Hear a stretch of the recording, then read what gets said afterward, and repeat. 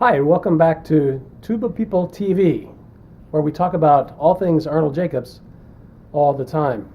Today I'm in the great state of Illinois, here with a visiting professor and just a great fellow, Dr. Bruce Briney. Bruce, welcome. Thank you, Mike. Very nice to be here. Thanks for coming all the way up from Macomb, Illinois, where you're professor at Western Illinois University. Bruce, we've known each other for about 30 years now. And I'm remembering that you had some connection with Arnold Jacobs. You study with him personally. But I also remember that you have had with Mr. Cichowicz, Professor Cichowicz, an even greater connection, an even greater influence from him on your life as a performer and as a teacher.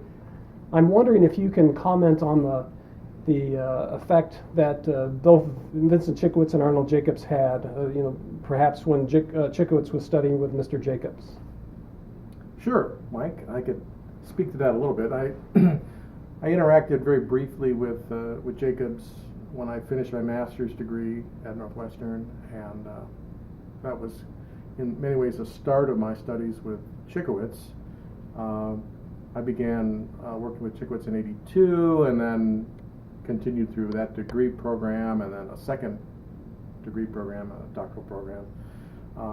There was a crossover of some of those basic concepts that Jake discussed all the time in his teaching and his pedagogy.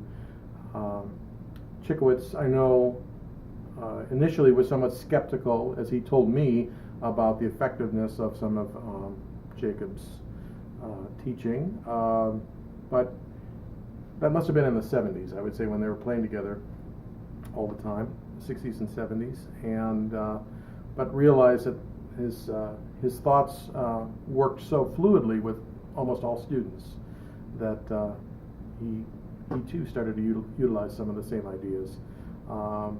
The free release of the air, buzzing as a pedagogical tool to reinforce conceptual and musical ideas of pitch and sound, ideas about articulation, airflow, and breathing. I think these are all interrelated between the two master teachers. So Mr. Cichowicz came from maybe what we would now refer to as the old school of pedagogy that sometimes referred to as the tight gut method. Right. Was he studying with Ren Schilke? And that was what Schilke, I guess, had taught him. And so this idea of freedom when playing was very liberating, I think, for him to hear him talk about it. He always stated, when I'm having a great day, what are the parameters that are involved, or how am I feeling? Well, I'm more relaxed, I'm more comfortable, I'm at ease both physically and mentally. And then he thought about, well, how can you replicate that? And of course, the issue of breathing and respiration that Jacobs it's such a pivotal part of his teaching. I know Cichowicz picked up on that as well. The freedom at the release point. And I know that having studied Northwestern when you were there also, so many wonderful trumpet players coming out of that studio of Vincent Cichowicz, that it seemed like there was a common denominator in terms of some of the assignments. I remember flow studies as being one of them. Can you describe what the flow study is and what the purpose of the flow study is? Sure. There are a couple of ideas that Cichowicz used in his teaching that were common threads for all players, and one of them was his own long tone study, which was an elaboration of Clark's moving long tone. Is to take just instead of playing a simple basic sustained pitch, is to move the pitch, move the valves, and have some motion of sound, through an ascending and descending pattern. So VC1, which was a moving long tone study, was used by all of his students. And then flow studies were kind of a jumping off point from that exercise. Again, the concept of the moving long tone, where fluidity and the combination of respiration and fluidity and tone production were all lined up in a little more technical challenging example. From his pedagogy, what do you bring to your own teaching?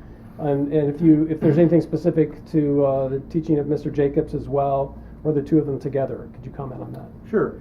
Well, I think it's interesting to note that each of these great teachers had certain trademark exercises and plans that they utilized, but the most important thing to realize is that they viewed every student as an individual, and they would model their teaching for the individual.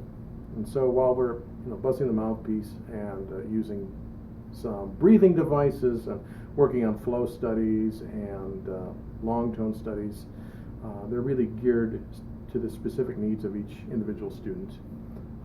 And musicality, of course, is the pivotal point in all that teaching. That's first and foremost.